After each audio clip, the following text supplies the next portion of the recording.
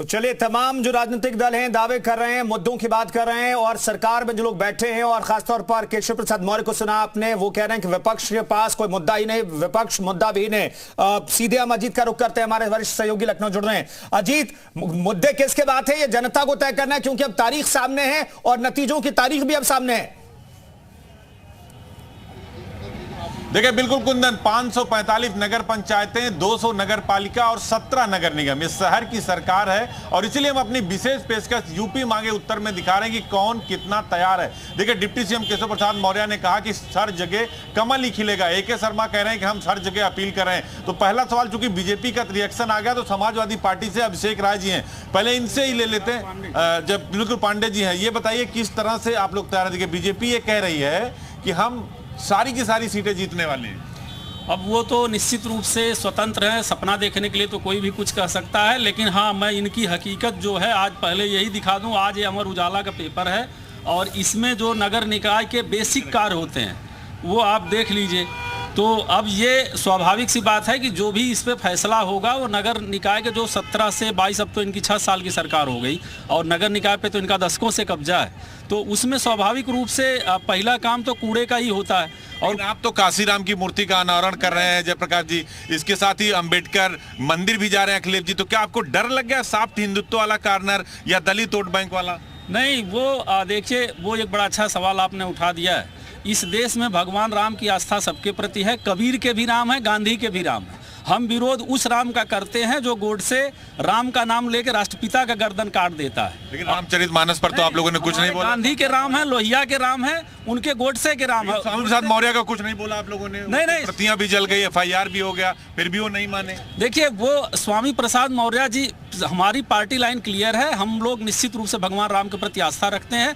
अगर उसकी चर्चा करेंगे तो वो स्थानीय निकाय पे है नहीं। भारत में दलित चेतना के जितने भी महानायक रहे, पेरियार रहे हों, ज्योतिबा फुले रहे हों, बाबा साहब रहे हों। जो कह रहे हैं राजू रंजन जी, इनकी बात से आप सहमत हैं? नहीं, इनकी बात से मैं सहमत नहीं हूँ। देखिए, उत्तर प्रदेश की राजनीति में एक दौर था कि तिलक तराजू और तलवार उनको मारो जूते चार।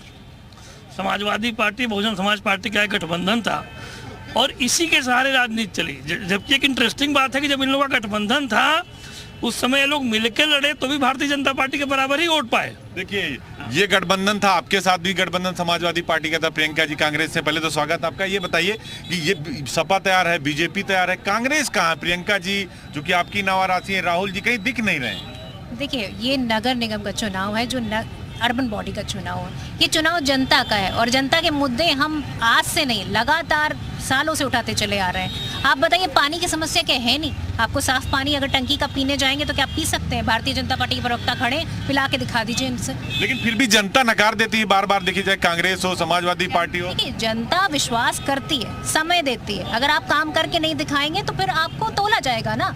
ये जनता तोलती भी है और जनता बोलती भी है। लड़ रही है पूरे दम से लड़ रही है कांग्रेस, और कांग्रेस इस बार जितनी भी लड़ाई लड़ेगी वो दिखेगी। रुद्र प्रताप दुबे जी हैं, पॉलिटिकल एनालिसिस। आपके क्या एनालिसिस कर रहे हैं, सबकी बात सुन रहे हैं? अजीत भाई, आपने शहर की सरकार नाम दिया और बिल्कुल सही है। आपने संख्या भी गिनाई, 199 नगर पालिका हैं, 17 नगर निगम हैं, बढ़ के शाहजहांपुर को 18 हो गए हैं और 543 करीब नगर पंचायत। इतने बड़ा चुनाव तैयारी अब भारतीय जनता पार्टी के जहाँ देख ली, 35.5 लाख पन्ना प्रमुख बन गए हैं। मुख्यमंत्री जी मीटिंग कर रहे हैं, मुख्यमंत्री जी मीटिंग में कह रहे हैं कि बुनकरों का बिजली माफ होगा। वाराणसी मिर्जापुर कैसे कवर हो रहा है आप देख लीजिए। दूसरी बात, पसमानदा मुस्लिम समाज में लेके जा रहे हैं, 70 से 80 जगहों पे मुसलमानों को लड़ाने के लिए भारतीय जनता पार्टी ने अभी से तैयारी कर ली। आप सारी बातें कर लीजिए, तैयारी का आंकड़ा देख लीजिए, किस पार्टी का कहाँ पे है, वहाँ से तय हो जाए कि शहर की सरकार इस बार किसकी आने जा रही है। जी, तो देखिए, बहुत सारे सवाल हैं। देखिए, वो कह रहे हैं कि पसमानदा मुसलमान आपके उनके पास चले जा रहे हैं, तो MY फैक्टर और दलित तीनों पे बीजेपी का फोकस है। जीत, मैं लौट रहा हूं। राजनीतिक दलों की अपनी राय है, अपनी बातें करेंगे, लेकिन ग्राउंड जीरो पर हमारे सहयोगी क्या कह रहे हैं। अजीत, मैं लौटता हूं आपके पास। हमारे वरिष्ठ सहयोगी लखनऊ से मौजूद हैं और उनके साथ बड़ा पैनल मौजूद है। प्रमोद हमारे साथ अलीगढ़ से जुड़ रहे हैं और मनीष आगरा जुड़ रहे हैं। प्रमोद का रुख कर लेते पहले। प्रमोद, ग्राउंड जीरो पर क्या स्थिति है? ग्राउंड जीरो पर आम लोगों के मुद्दे दरअसल हैं क्या? राजनीतिक दल तो अपने मुद्दों की बात कर रहे हैं, लेकिन ग्राउंड जीरो पर आम लोगों के असल मुद्दे हैं क्या? आप लोगों ने ही दिखाया था और इनके सीवेज सफाई का आंकड़ा ये है, वो मैं यहाँ भारतीय जनता पार्टी पार्टी के जो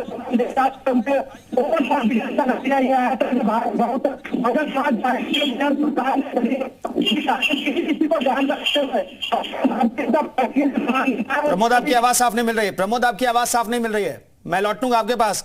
मनीष का रुख कर लेते हैं। मनीष, वहां के मुद्दे क्या हैं, जल्दी से।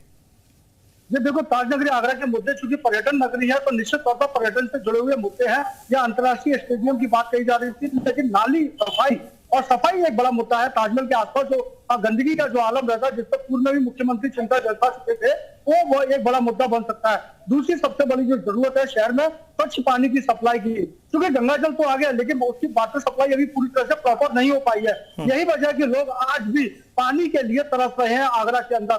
और एक सबसे बड़ी जो तीसरी बात है वो है यहाँ के लेकर जो लोकल बॉडी है उसके जो टैक्सेस की अगर बात करते हैं, लोकल बॉडी की जो सुविधाएं होती हैं वो आम नागरिकों को नहीं मिल पा रही है।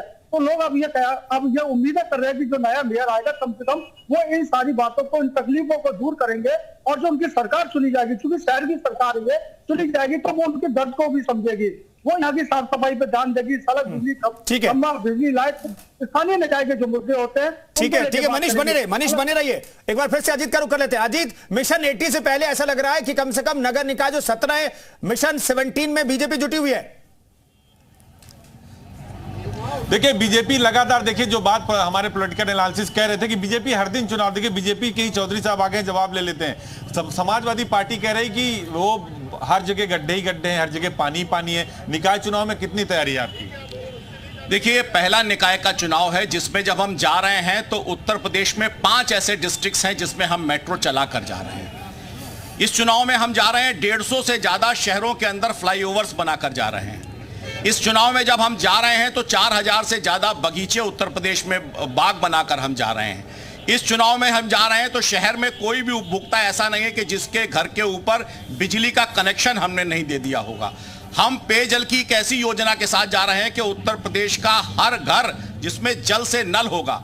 तो प्रकाश की समस्या और मूलभूत समस्या बिजली, सड़क और पानी, 3 एक ऐसी बेसिक प्रॉब्लम है जो किसी भी राज्य के लिए की बेहतरी का सबसे बड़ा पैमाना। बहुत बड़ा चुनाव है, 17 नगर निगम है। पिछली बार 16 में 14 पर आप थे, इस बार कितना जीत रहे हैं? भारतीय जनता पार्टी अपने जन्म के साथ नगर निगम के चुनावों में हमेशा से अव्वल रही है। हमारा पुराना ट्रैक रिकॉर्ड बताता है कि नगर निगम के चुनाव में हम लगभग अपराजय हैं।